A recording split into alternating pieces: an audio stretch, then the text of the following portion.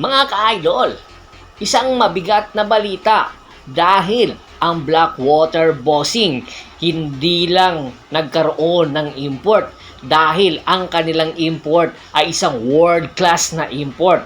Opo, dahil isa sa mga national team member ng Puerto Rico ay magiging import ng Blackwater Bossing. Matagal nila itong na-scout, kaya naman sa paglalaro nito sa FIBA World Cup sa Puerto Rico ay agad nagka-interes si Coach Jeff Carriazo. Ang pangalan ng import ng Blackwater Bossing ay Christopher Ortiz, or mas kilala sa tawag na Chris Ortiz, na isa sa mga leading scorer ng Puerto Rican national team. Isa itong mabigat na import dahil two-way import ito. Pwedeng scorer, pwede ring defender, at the same time isa itong shot blocker at merong depensa. Sa ganda ng ipinakita nito sa Puerto Rico, marami ang nagka-interest dito, especially si Coach Jeff Carriazo. Kaya naman, inaasahan na ibabandera ng Blackwater Bossing si Chris Ortiz sa paparating na Commissioner's Cup na magsisimula ngayong October 15.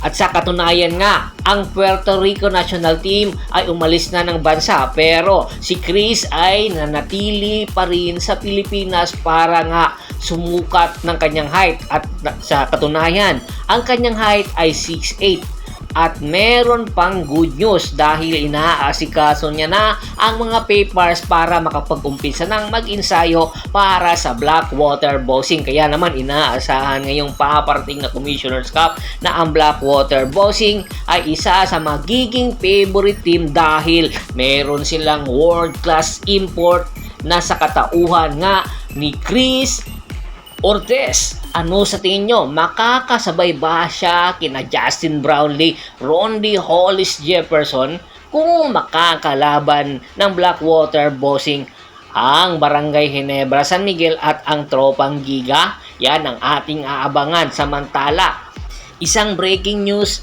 ang lumabas dahil si Justin Baltasar na inaasahan sana magpapadrop ngayong paparating na PBA draft ay inanunsyo ng kanyang kampo na mag-i-skip ito ngayong taon para pumasok sa PBA. At ayon din sa ating mga ulat, malaki ang tsansa na maglalaro pa rin ito sa MPBL para sa Pampanga Lanterns. At take note ha, ayon sa mga kuliglig, hindi lang si Justin Baltasar ang maglalaro para sa MPBL sa Pampanga Lanterns. Malaki ang posibilidad pati si Arwin Santos at si Calvin Abueva pagkatapos ng kanilang kontrata sa PBA sa Magnolia at sa Northport Batanguer ay tiyak diretso na rin ito sa MPBL sa kupunan ng Pampanga Lanterns, na kung saan ang may-ari at head coach ay kanilang team manager. Kaya inaasahan na malaking balita ito at malaking kawalan ito sa PBA fans ang pagkawala ni Arwin Santos at syempre ni Calvin Abueva, at lalong-lalo na kay Justin Baltasar na inaasahan sana magiging number 1 pick ng Terra Firma Jeep. Kaya naman sa halip na mag-focus ang Terra Firma Jeep ay inaasikaso na nila at nag-i-scout na sila ngayon sa mga posibleng magiging number 1 pick nila, at isa sa mga target nilang kunin ay si Stephen Holt na nagdeklara na ng kanyang pangalan sa paparating na PBA draft.